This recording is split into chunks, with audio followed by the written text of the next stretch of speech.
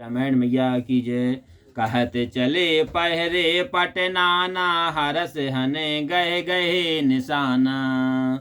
समाचार सब लोगन पाए, त्या लागे घर घर होने बधाए। वे इस प्रकार कहते हुए अनेक प्रकार के वस्त्र पहनकर चले। वे प्रसन्न होकर आनंद के बाजों सहित नगाड़े बजने लगे। जब समाचार सब लोगों ने पाए, तब घर घर बधावे होने लगे। भुवन चार दिस भरा छाहु, जनक सुता रघुवीर विवाहु। सुन शुभ कथा लोगे अनुरागे, मग्र गह गली सवारन लागे। 14 भुवनों में आनंद उत्सव छा गया कि जनक जी और श्री रामचंद्र जी का विवाह है। शुभ समाचार सुनकर लोग प्रसन्न हुए और सड़कें, घर और गलियां सजाने लगे। यद्यपि अवध सदैव सुहावन, रामपुरी मंगलमय पावन। तदपि प्रीत की प्रीति सुहाई, मंगल रचना रची बनाई। यद्यपि अयोध्या सदैव ही सुहावनी है, क्योंकि वह श्री राम जी की मंगलमय पवित्र पुरी है। तब भी वह प्रीति की सुंदर प्रीति दिखाने के लिए मंगल रचना से रचकर सजाई गई। ध्वज पताके पट चामर चारु, छावा परम विचित्र बजारू। कनक कलश तोरण मन जाला, हरद दूब दधि अक्षत माला। सुंदर ध्वजा, पताका, वस्त्र और चावरों से बाजार को बहुत ही विचित्र रीति से सजाया गया है। और सोने के कलश, बंधनवार मणियों की झाल, हल्दी दूब दही अक्षत और माला से। कवन सो काज कठिन जग माही, जो नहीं होता तुम पाई। मंगलमय निज निज भवन, लोगन चले बना रचे बनाई। और बीथी सींची चतुर सम, चौके चार पुराई। लखन सिया रामचंद्र शंकर हरिओम। अपने अपने घर लोगों ने मंगलमय बनाकर सजाए गलियों को चतुर सम से सींचा और अपने घरों में सुंदर चौक पुरा दिए। जहाँ तहाँ यूथ यूथ मेले भामिन, सज नौ साप्त सकल दुत दामिन। वेदो बदनी मृग सावक लोचन, निज स्वरूप रतिमान विमोचन। बिजली की सी क्रांति वाली चंद्रमुखी मृगनायनी और अपने स्वरूप से रति के मान को छुड़ाने वाली स्त्रियां 16 सिंगार सजाकर जहां तहां झुंड के झुंड मिलकर गावहि मंगल मंजुल वाणी। सुन कल रव कल कांठ लजानी। भूप भवन के में जाई बखाना, बैस विमोहन रचऊं बिताना।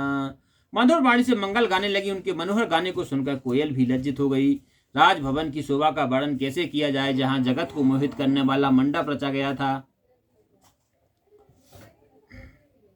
मंगल द्रव्य मनोहर नाना, राजत बाजत विपुल निशाना। कतहूँ बिरद बंदी उच्चारहि, कतहूँ वेद धुन भो सुर करही। जिसमें अनेक प्रकार की मनोहर वस्तुएं सुशोभित थीं और बहुत से बाजे बज रहे थे। कहीं बंदी जन वंशावली सुना रहे थे और कहीं ब्राह्मण वेद ध्वनि कर रहे थे। गावहि सुंदर मंगल गीता, ले ले नाम राम अरु सीता। बहुत उछाहो भवन यति तोरा, मानहो उमग चला चहुओरा। सुंदर स्त्रियां श्री रामचंद्र जी और सीता जी का नाम ले लेकर मंगल गीत गा रही थीं। राजभवन बहुत छोटा था और उसमें उत्सव बहुत था, मानो उमड़ का चारों ओर फैल गया। कवन सो काज कठिन जग माही, जो नहीं होए ता तुम पाई। शोभा दशरथ भवन कई को कवि बरने पार, और जहाँ सकल सुर शीस मणि राम लीन अवतार। लखन सिया रामचंद्र शंकर हरिओम। दशरथ जी के भवन की शोभा को कौन कवि वर्णन कर सकता है, जहाँ सब देवताओं के शिरोमणि श्री राम जी ने अवतार लिया है। भूप भरत पुनि लिए बुलाई, है गए चंदन साजहु जाई। चले हूँ बैग रघुवीर बराता, सुनत पुलक पूरे दो भाता। फिर राजा ने भरत जी को बुलाकर आज्ञा दी कि जाकर घोड़े, हाथी और रथ सजाओ और जल्दी श्री राम जी की बारात को चलो। यह सुनकर दोनों भाई पुलकित हो गए। भरत सकल साहिनी बुलाए, आय सुदीन मुदत उठ धाये।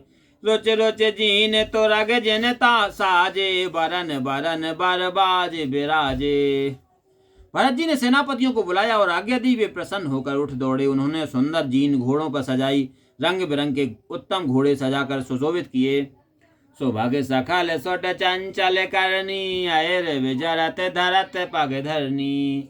नाना जाते न जाई बखाने, निदर पवन जन चाहत उड़ाने। सब घोड़े सुंदर और चंचल चाल वाले थे। पृथ्वी पर ऐसे पांव धरते मानो जलते हुए लोहे पर पांव रखते हों। अनेकों जाति के अवर्णीय घोड़े मानो पवन का निरादर करना चाहते हैं। तिन सब छयल भये असवारा, भरत सरस वै राजकुमारा। सब सुंदर सब भूषण धारी, कर सर चाप तून कट भारी। उन घोड़ों पर भरत जी के समान सब छैल छबीले राजकुमार सवार हुए। वे सभी सुंदर थे तथा आभूषण धारण किए, हाथों में धनुष बाण लिए और कमर में भारी तरकस कसे हुए थे। कवन सो काज कठिन जग माही, जो नहीं होता तुम पाही।